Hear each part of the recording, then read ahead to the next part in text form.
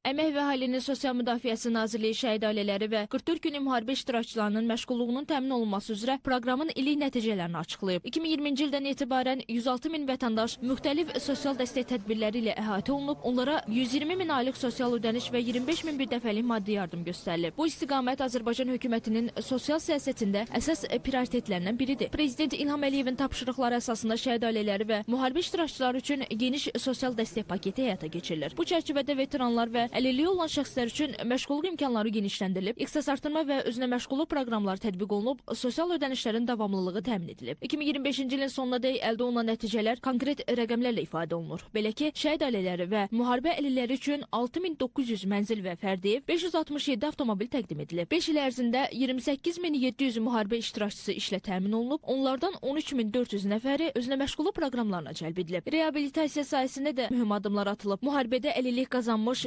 2397 şəxsə 85 minə yaxın reabilitasiya vasitəsi, o cümlədən 496 hərbi qulluqçuya 619 yüksək texnologiyalı protez verilib. Eyni zamanda 11 min veteran və şəhid ailəsi üzvü üçün sosial-psixoloji dəstək tədbirləri həyata keçirilib. Ümumilikdə son 5 ildə 132 min nəfər müharibədən sonraki sosial dəstək proqramları ilə əhatə olunub. Azərbaycan bu dövrdə veteranların reabilitasiyasında tibbi yanaşmadan sosial modelə keçid edərək onların cəmiyyətə tam inteqrasiyasını və aktiv həyata qayıdışını prioritet kimi müəyyənləşdirib.